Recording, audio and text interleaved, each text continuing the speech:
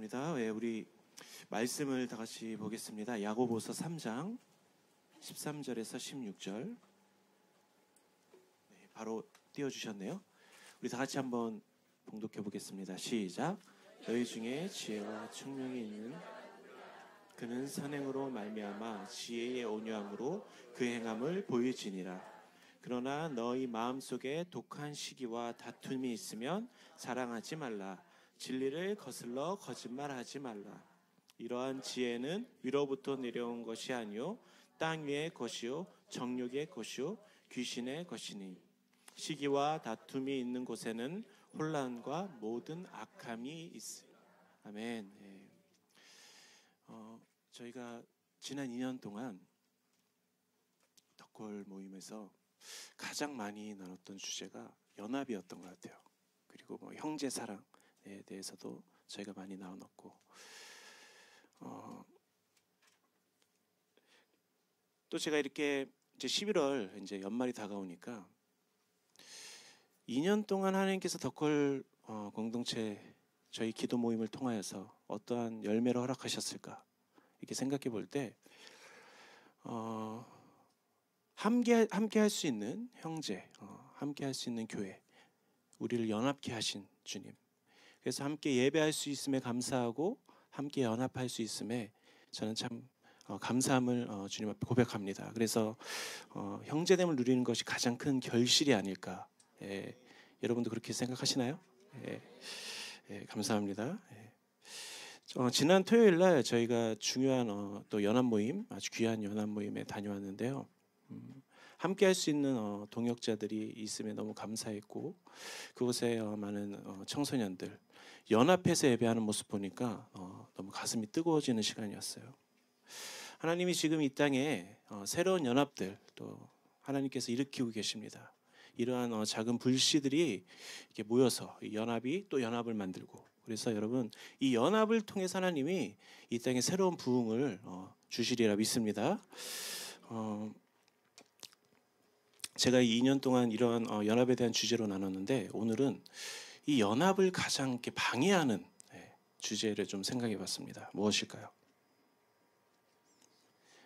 그렇죠. 말씀에 나와 있죠. 시기예요. 시기와 질투입니다. 여러분 가인과 아벨의 이야기를 아시죠? 가인이 아벨을 죽이자 하나님이 가인에게 질문합니다. 내 형제 아벨이 어디 있느냐? 자, 이에 대한 대답이 무엇이죠? 제가 우리 재성 목사님이 이 말씀을 몇 번 나누셨는데, 제가 형제를 지키는 자입니까? 여러분 영어 성경에 보면 Where is your brother? 아벨 이래요. 이 정도 영어는 이렇게 여러분 해석 가능하시죠? 그래서 저기 뒤에 보시면 Am I my brother's keeper? 형제를 지키는 자이냐? 주님이 질문하시는 거예요. 네 브라더 어디 있느냐? 여러분 그 아담이 죄를 짓고 이제 하나님이 질문하시잖아요. 뭐라고 질문하시나요? 내가 어디 있느냐? 그죠? 3장 9절에 보면 Where are you? 그래요. Where are you? 여러분 이 창세기 3장 4장을 통해서 인류에게 하나님이 아주 중요한 두 가지 질문을 던지세요. 첫 번째는 뭐냐면 Where are you? 너는 어디 있느냐? 그 두 번째 질문은 뭔지 아십니까? 네 형제는 어디 있느냐예요. 여러분 이 두 가지 질문이 인생에서 대단히 저는 중요한 질문이라고 믿어요. 여러분의 형제는 어디 있으십니까? 지금 여러분은 어디 계십니까? 여러분 이 질문에 대답하실 수 있으면 인생 성공했다라고 생각하시면 돼요. 여러분 근데 이 가인이 아벨을 왜 죽였나요? 시기하고 질투해서 죽였어요. 여러분 이 시기와 질투가 무엇일까? 이 사막 교부들과 중세 도덕 철학자들이 시기를 어떻게 표현하냐면 가장 야비하고 더럽고 잔인한 죄라고 불렀어요. 왜 그랬을까요? 시기는 자신의 행복을 위해 친구의 불행을 제물로 삼기 때문이에요. 너의 불행이 곧 나의 행복이다. 근데 여러분 시기와 질투는 의미적으로는 별반 다르지 않습니다. 그런데 고대 그리스 철학자들은 이 둘을 구별하여 사용합니다. 여러분 잘 아시는 아리스토텔레스 들어보셨죠? 이 아리스토텔레스가 질투는 이웃이 지닌 것을 자기가 소유하지 못한 사실에 슬퍼하는 것이라 했어요. 잘 들어보십시오. 근데 시기는 자기가 갖지 못한 좋은 것을 이웃이 가진 사실에 슬퍼하는 것. 자, 질투는 무엇이냐면요. 초점이 자신에게 둔다는 것과 시기가 좀 달라요. 이웃이 좋은 것을 가진 것에서부터 촉발되는 것은 맞지만 왜 저 친구에게는 있는데 나에게는 없지? 라고 물으며 무게중심을 자신에게 두는 거예요. 이것이 질투예요. 근데 반면 시기는 초점이 상대방에게 있어요. 동료에게 있는 어떤 좋은 것을 보면 마음이 불편해지는 거예요. 시기는 그저 친구가 잘 되거나 좋은 것을 지니고 있는 상황이 불편한 마음. 혹시 여러분 저를 보면서 불편한 마음이 있으십니까? 안 불편하세요? 기분이 이렇게 좋진 않네요.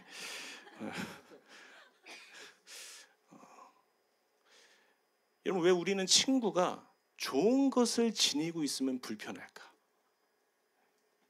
여러분 오늘 이 불편한 마음을 좀 해소했으면 좋겠습니다. 아멘.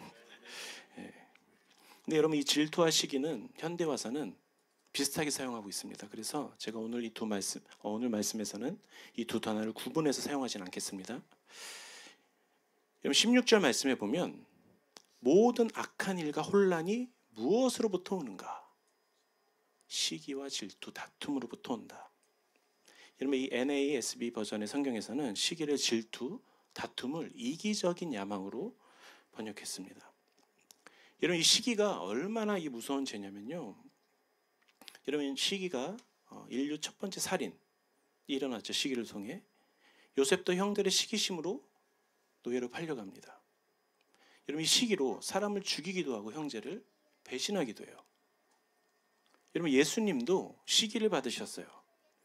마태복음 27장에 보면 17절 18절에 그들이 모여있을 때에 빌라도가 물어 이르되 너희는 내가 누구를 너희에게 놓아주기를 원하느냐 바라바냐 그리스도라 하는 예수냐 하니 이는 그가 그들의 시기로 예수를 넘겨준 줄 알미더라. 사람들의 시기로 예수를 넘겨주었어요. 그로 인해 예수님은 십자가에 달리셨어요. 어떤 신학자는 천사가 타락한 이유로 이렇게 설명합니다. 천사가 타락한 이유는 인간을 향한 하나님의 사랑에 시기하였기 때문이다. 동의하시나요? 견해이지만 대단히 타당성 있는 주장이에요. 근데 여러분 아시다시피 그런데 하나님이 질투하는 하나님이라 들어보셨죠? 성경에 보면 근데 하나님이 질투하는 하나님이라는 거예요. 출애굽기 34장 14절에 너는 다른 신에게 절하지 말라. 여호와는 질투라. 이름하는 질투의 하나님이니라. 여러분 이 질투라는 단어 이렇게 생각해 보면 우리가 생각하기에 긍정적인 측면보다 부정적인 측면이 더 강하죠. 그렇죠? 질투를 생각할 때 우리는 보통 미움, 열등감, 적대감 등을 떠올려요. 그런데 성경에서는 하나님의 속성 중 하나님을 질투의 하나님이라고 묘사합니다. 이런 하나님이 인간 측면에서 생각하는 질투의 하나님이실까? 여러분 이 질투라는 단어는 히브리어 캄나라는 단어인데 이 단어의 의미는 질투라는 의미도 갖고 있지만 열정적으로 보살피다라는 의미도 가지고 있어요. 여러분 이 그분의 질투는 우리를 향한 깊은 사랑과 관심에서 비롯됩니다. 여러분 하나님의 질투는 사단에 속하지 않도록 우리를 인도해요. 여러분 그분은 무엇을 질투하실까? 그분은 무엇을 질투하시는가? 우리의 죄에 대해 질투하십니다. 여러분 하나님의 질투는 우리와 함께 교제하기 원하시는 그분의 갈망이에요. 그분의 질투는 우리를 향한 아주 순수한 사랑이에요. 여러분, 이런 거 묵상해 보셨어요? 나를 위해 질투하시는 하나님. 질투를 받아보셨습니까? 우리 청년들 질투 받아봤어요? 오래됐죠? 예. 하나님이 나란 존재 너무 사랑하셔서 질투한다는 거예요. 가장 영광스럽고 왕이시며 모든 우주 만물을 창조하신 하나님이 나란 존재로 인해 질투하신다. 여러분 감동적이지 않으세요? 우리의 시선이 다른 곳에 향하고 있을 때, 우리가 죄를 짓고 있을 때 하나님이 질투하십니다. 그런데 그분은 잠시 눈을 들어 하나님을 바라볼 때 그것으로 인해 기뻐하는 분이세요. 아가서 4장 9절에 이 말씀 읽어볼게요. 내 누이 내 신부야, 내가 내 마음을 빼앗았구나. 내 눈으로 한 번 보는 것과 내 목에 구슬 한 꿰미로 내 마음을 빼앗았구나. 주님은 우리의 그 힐끗 한 번 보는 그 시선으로 기뻐하는 분이세요. 그런데 우리의 시선이 다른 곳에 향해 있을 때 하나님이 어떻게 하신다? 질투하십니다. 그래서 이 인간을 향한 하나님의 질투는 인간의 어떤 질투와 달라요. 아주 순수한 사랑이에요. 열정적인 사랑이에요. 그런데 우리의 질투로 한번 생각해 봅시다. 인간의 시기와 질투는 아주 순수하지 않아요. 인간의 질투를 보면 아주 비열하고 잔인합니다. 제가 이 질투의 사전적 의미를 찾아봤어요. 다른 사람이 잘 되거나 좋은 처지에 있는 것 따위를 공연히 미워하고 깎아내리려 함. 이것이 사전적 정의인데, 어느 학교에서, 초등학교에서 국어 시간에 이런 문제가 나왔습니다. 사촌이 땅을 사면 땡땡땡땡땡. 여기 초등학생 혹시 있나요? 사촌이 땅을 사면 어떨까? 이게 문제였어요.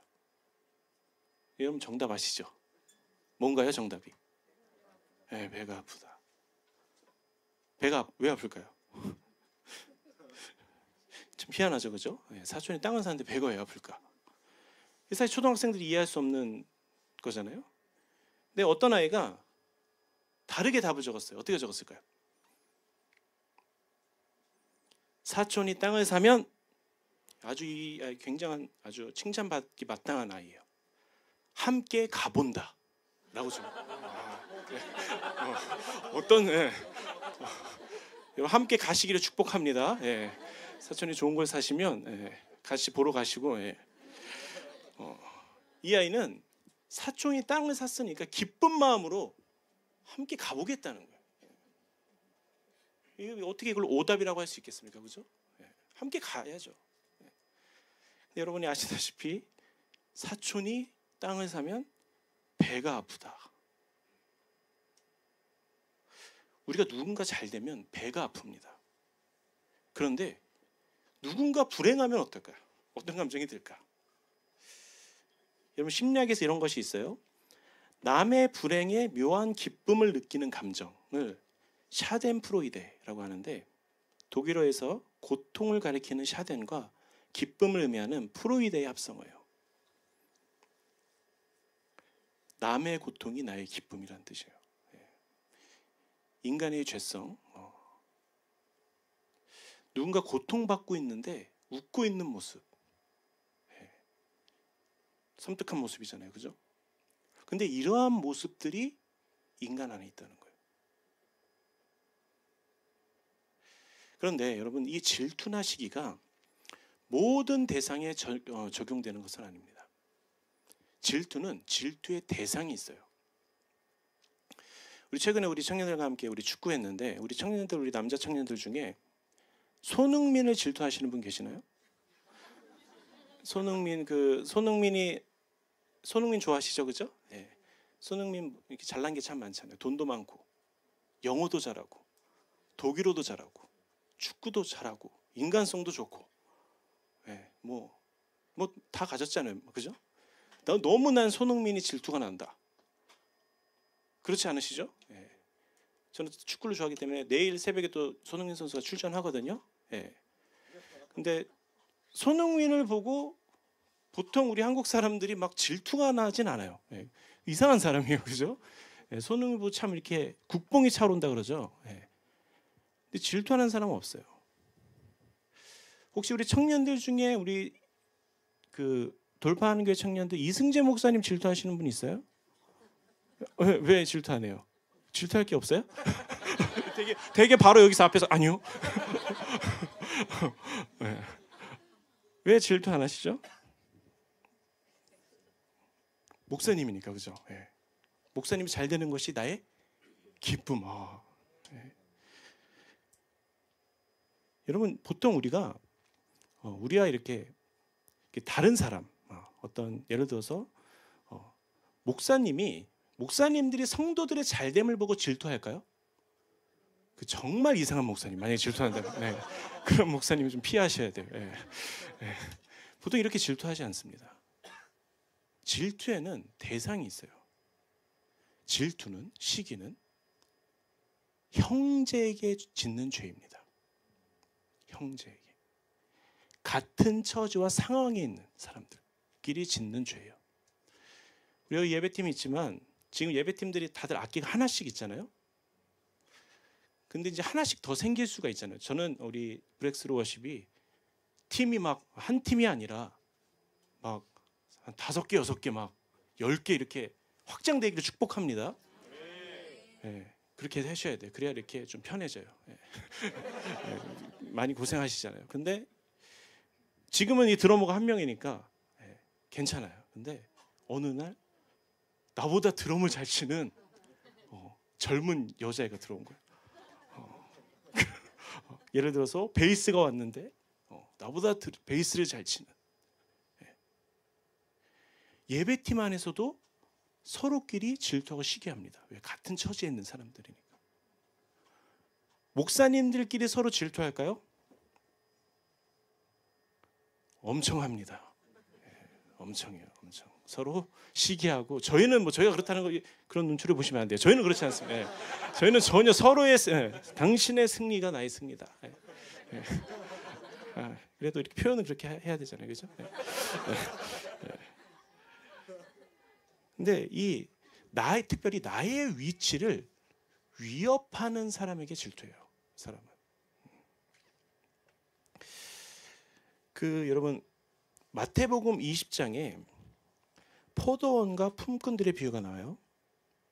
여기서 포도원 주인이 청지기를 불러 나중에 온 자에게 먼저 싹을 지불하고 한 데나리온씩 똑같이 싹을 지불합니다. 여러분 이 마태복음 20장 그러니까 먼저 온 자나 나중 온 자나 봉급이 똑같은 거예요. 여러분 이런 상황 이해하십니까? 우리는 불공평함에 대한 쓴뿌리가 있어요. 이건 정의가 아니라는 거예요. 우리 모두는 공정하게 받기를 원하죠. 그렇죠? 공정한 대우를 받기 원해요. 그런데 이 포도원 주인이 공정하지가 않는 거예요. 왜 저 주인은 편애할까? 근데 이 포도원 주인이 15절에 보면 이렇게 말합니다. 내가 선한데 너는 왜 악하게 보느냐? 여러분 우리 정서 안에 이런 것들이 있어요. 나에게 같은 보상이 따라오지 않으면 분노합니다. 그리고 그것을 악이라고 정의해요. 여러분 그래서 이 시기와 질투가 무엇이냐면 누군가의 잘됨과 보상에 대한 나의 잘못된 판단과 시선이에요. 그러니까 이것을 내가 악하게 보고 있다는 거예요. 사실 여러분 이 나중 온 자는 하나님의 은혜를 입은 자입니다. 여러분 하나님 나라는 먼저 온 자든 나중 온 자든 이것이 중요한 게 아니라 하나님의 은혜 가운데 역사합니다. 믿으십니까? 네. 하나님 우리에게 은혜와 복을 주기 원하세요. 모든 자들에게 주기 원하세요. 그런데 여러분 여기서 중요한 원리가 있는데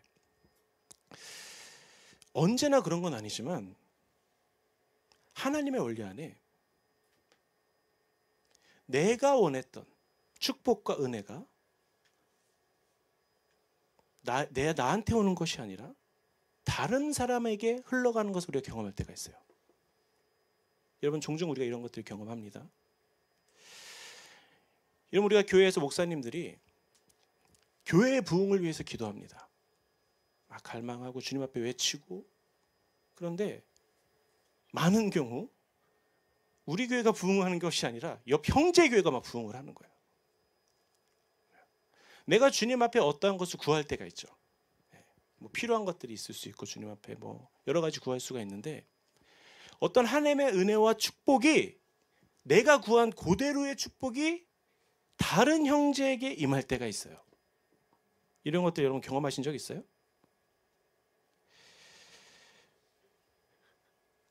근데 여러분, 이게 참 마음이 어려울 때가 있죠.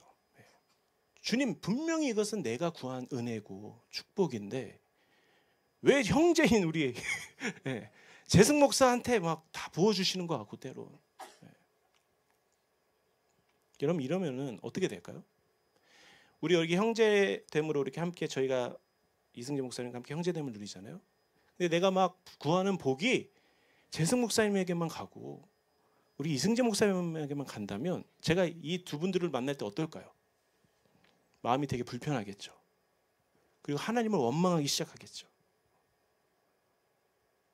그러면서 시기가 올라오겠죠. 질투할 수 있겠죠. 근데 여기서 영적인 원리가 있어요. 우리가 나중혼자든 하나님은, 내가 하나님 앞에 구했던 이 축복이 다른 사람에게 흘러갈 때, 나는 다른 사람에게 오는 은총과 은혜를 어떻게 다루는가? 여러분, 다른 사람이 받는 은혜와 은총에 내가 기뻐할 수 없다면 어떻게 될까요? 사람이 참 신기한 게, 누군가 슬픔을 공유하는 것은 참 쉬워요. 근데 누군가에게 이렇게 오는 축복, 그러니까 기쁨을 공유하는 게 참 어렵습니다. 그런데 우리가 시기와 질투를 하게 되면 누군가가 받은 은총과 축복을 비난할 때가 있어요. 원망할 때가 있어요. 때로는 하나님을. 이러한 것들을 우리가 판단하고 비난하게 되면 어떻게 될까요?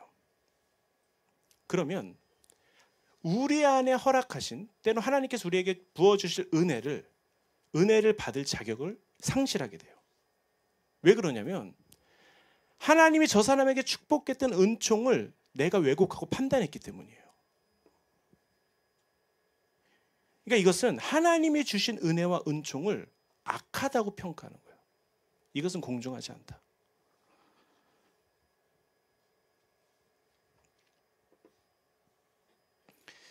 여러분, 우리 인생의 여정 가운데 내 옆에 지체가 더 많은 복을 여러분 누릴 때가 있습니다. 여러분, 그거 경험하시죠?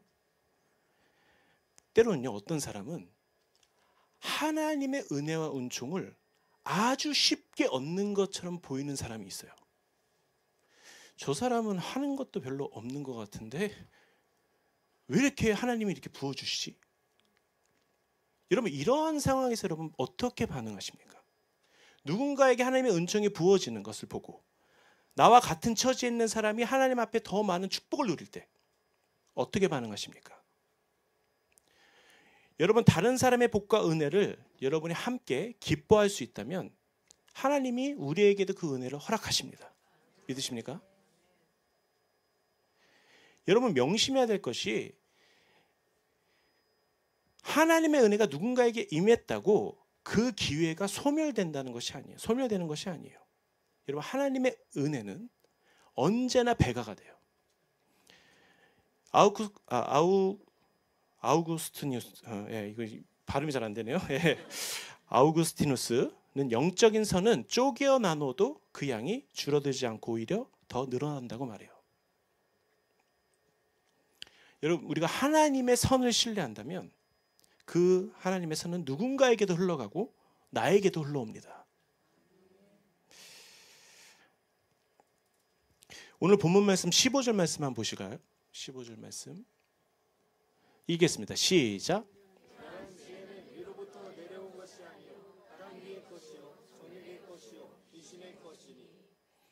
자, 이 말씀에 보면 시기를 표현하는 재밌는 단어가 있어요. 그것이 이 땅의 지혜라는 거예요. 지혜. 시기를. 근데 이것은 하늘의 지혜가 아닙니다. 그죠? 이것은 누구의 지혜입니까? 이거는 귀신의 것이에요. 귀신의 것. 귀신의 지혜예요. 여러분, 이 질투와 시기를 가진 자들은 자신이 항상 옳다고 해요. 질투에 대한 합당한 이유와 변명이 반드시 있습니다. 그것이 아주 그럴듯합니다. 여러분, 인간의 이 본성 안에는 부당한 이유에 대해서 말하는 것에 대한 지혜가 있어요. 근데 여러분, 이것은 우리 하나님의 축복을 가로막는 아주 견고한 진이에요. 근데 이 사단의 지혜는 나에게 집중시키고 나의 어떤 그 패턴과 그런 견고한 진에 머물게 합니다. 이 사단의 지혜는 하늘을 보지 못하게 해요. 땅에 집중하게 해요. 아주 제한적이고 편향적으로 만들어버려요. 근데 우리의 이 생각과 지혜가 이러한 패턴에 머무는 경우가 많습니다. 근데 우리가 이러한 패턴을 허물어야 합니다. 여러분, 이 패턴은 세상의 지혜예요. 이 패턴 안에서는 하나님의 은혜를 경험하기 힘들어요. 여러분, 우리 안에 이러한 견고한 진, 귀신의 지혜, 세상의 지혜가 무너지기를 축복합니다. 여러분, 상대방의 복과 상대방의 달란트로 인해 기뻐할 줄 아셔야 돼요. 이것이 성숙한 그리스도인이에요. 여러분, 이 그리스도의 몸은 내 옆 지체가 풍성해지고 은혜를 받고 은총이 임할수록 이 몸이 풍성해집니다. 이 상대방 내 지체의 풍성함을 통해서 이 공동체가 풍성해지는 거예요. 그리고 그 풍성한 그 은혜와 은총이 나에게도 임하는 것입니다. 그리고 여러분, 이 하나님의 은총 받은 한 사람이 왜 중요할까요? 그 사람을 시기하지 마십시오. 여러분, 한 사람을 통해서 여러분, 한 공동체가 어마어마한 축복을 받을 수 있어요. 한 사람의 은총을 통해서 한 나라가 삽니다. 여러분, 우리가 왜 목회자의 은혜와 은총을 위해 기도합니까? 목회자가 받은 은혜와 은총으로 교회들이 살아나는 거예요.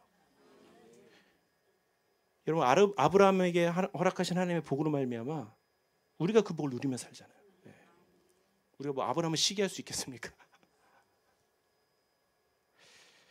여러분, 이 공동체 시기와 질투를 버리고 온전한 사랑으로 서로 아름다움으로 기뻐하며 즐거워하는 공동체가 되기를 예수님 축복합니다.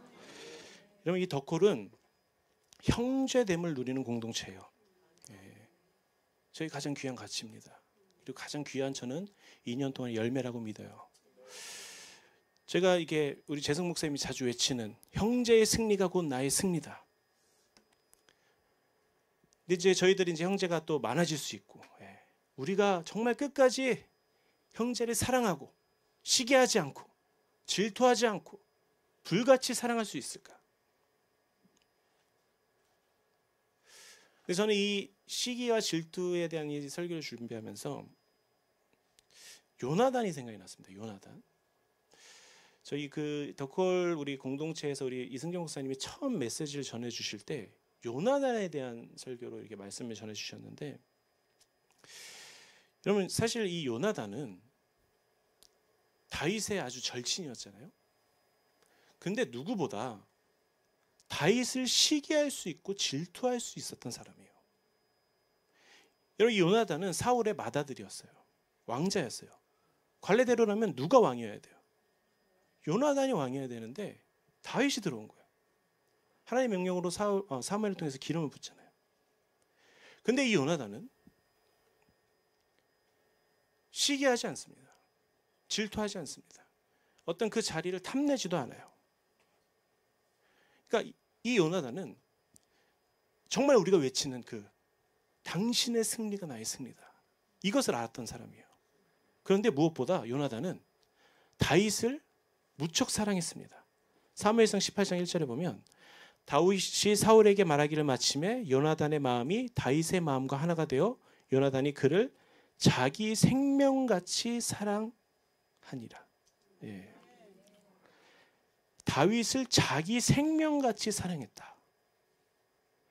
다윗의 마음과 하나가 되었다. 여러분, 이 형제를 사랑한다는 것이 무엇일까? 우리가 요한복음 3장 16절 말씀 잘 아시죠? 근데 요한일서 3장 16절 말씀 아시나요? 읽어볼까요? 시작.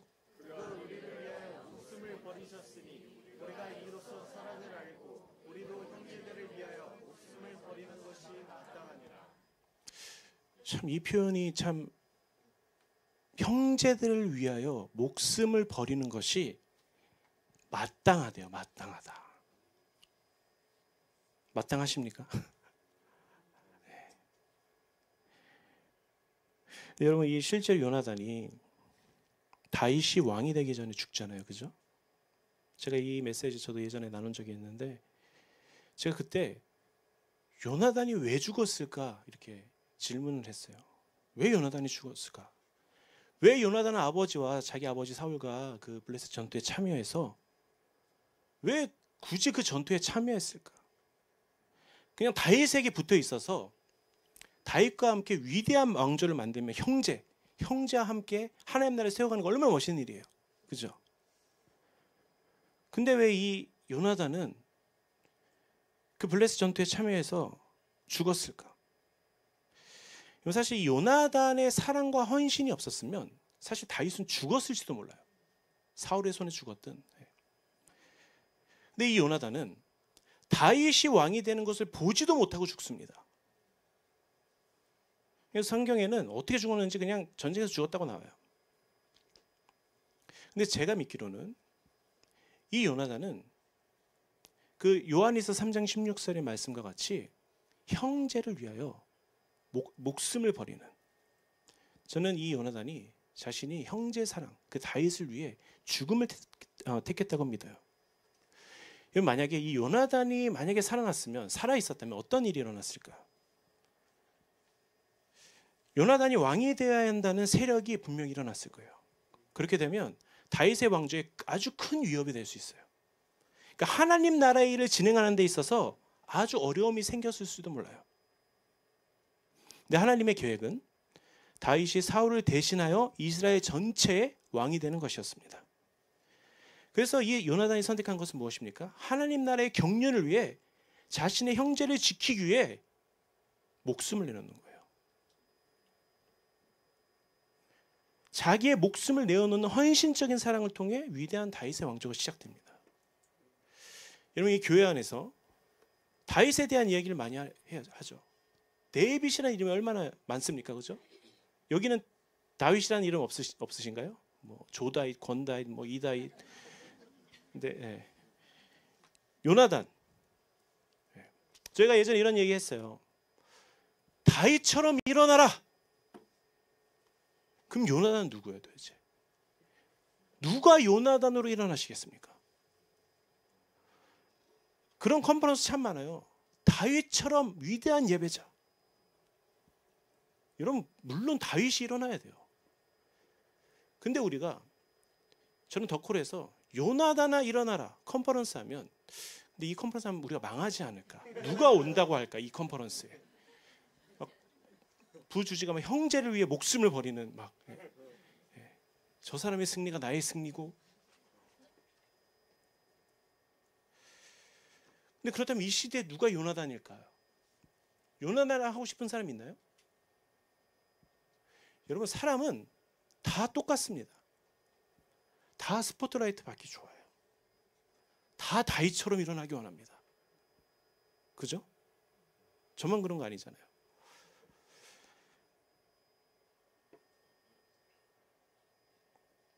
근데 여러분, 누가 그렇다면 요나단이 될 것인가? 요나단은 왜 다윗이 죽기까지 사랑하면서 다윗을 위해, 그의 부르심을 위해 헌신했는가? 여러분, 이 말씀이 바로 그것이에요. 우리가 외치는 다윗의 승리가 나의 승리고, 이 승리는 하나님 나라의 승리라는 거예요. 내가 쇠하더라도 하나님 나라가 승리한다면 나는 그 기쁨으로 충만하다는 거예요. 마치 세례요한의 고백과 같이. 저는 이 다윗이 예수 그리스도를 예표하고 이 요나단은 세례요한을 예표한다고 믿는데, 하나님 나라를 위해 자기가 쇠화해져더라도 하나님 나라가 흥할 수 있다면 나는 신랑의 친구와 같이 이러한 기쁨으로 충만하다는 거예요. 그러니까 형제의 달됨으로 시기와 질투가 아닌 형제의 승리를 함께 기뻐할 수 있는 자. 제가 이 재성 목사님 이 말씀을 하는데 되게 감동이 되었어요. 지금은 요나단의 시대다. 여러분 제가 질문해 볼게요. 여러분 옆 사람의 지체 요나단이 될 수 있겠습니까? 너의 승리가 나의 승리다. 너의 잘됨이 나의 잘됨이다. 너를 통해 하나님의 영광 받고 하나님 나라가 확장될 수 있다면 나는 기꺼이 내 목숨까지 내놓을 수 있다. 너의 조력자가 될 수 있다. 여러분 이 땅에 저는 수많은 다윗이 일어나기를 원하지만 더불어 수많은 요나단이 또 일어나기를 제가 원합니다. 여러분 교회 안에 요나단이 일어나야 교회가 아름다워지는 거예요. 여러분 우리에게 중요한 것이 뭐 스포트라이트를 받던 어떠한 사역을 하든 이것이 아니라 하나님 나라에서 가장 중요한 게 무엇입니까? 충성됨이에요. 그리고 그 역할, 그 부르심이 무엇이냐? 내가 요나단이고 넌 다윗이냐? 이게 중요한 게 아니라 여러분의 사역과 여러분의 삶이 예수 그리스도를 향하고 있으면 되는 거예요. 여러분 무엇보다 근데 교회가 온전함을 이루기 위해서는 다윗만 있어서는 안 돼요. 여러분 이제는 요나단이 일어날 때입니다. 자기 목숨을 내어놓는 형제 사랑이 있는 교회가 여러분 반드시 이 마지막 때 이기는 교회가 되는 거예요. 요나단이 있어야 여러분 교회가 승리하는 거예요. 여러분 이제는 여러분의 삶에 내가 요나단이 되겠습니다 하고 이제 헌신하는 우리 젊은 청년들이 일어날 것이라 저는 믿습니다. 여러분 이 시간 우리 좀 다 같이 기도하기 원합니다. 우리 예배팀 앞으로 나오실까요? 제가 오늘 시기와 질투에 대한 주제로 좀 메시지를 나눴는데요. 여러분 한 사람 한 사람 하나님이 여러분을 아름답게 창조하셨습니다. 남이 가진 것으로 인해 불편해하지 마십시오. 하나님 앞에서 내 자신이 어떠한 존재인지 깨달으셔야 돼요. 그런데 여러분 삶에 시기심이 가득해지고 질투가 가득하면 어떻게 될까요? 무엇보다 하나님 허락하신 아름다운 자신만의 고유의 삶을 살아가지 못하게 돼요.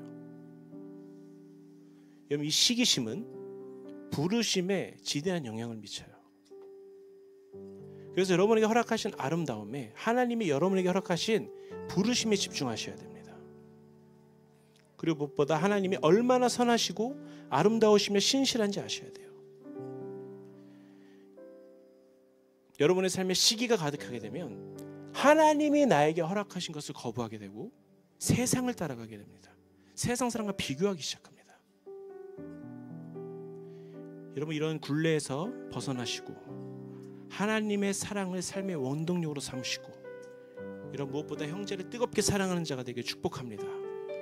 여러분 상대방이 가진 복으로 기뻐하십시오. 여러분 그것이 사랑입니다. 하나님은 선하시며 인자하시고 공평하시다는 것을 여러분 인정하십시오. 하나님은 실수가 없으십니다. 여러분 이 시간 우리 괜찮으시면 자리에 일어나실까요? 우리 찬양 한 곡 우리가 주님 앞에 고백하고 우리가 다 같이 기도하는 시간 갖도록 하겠습니다.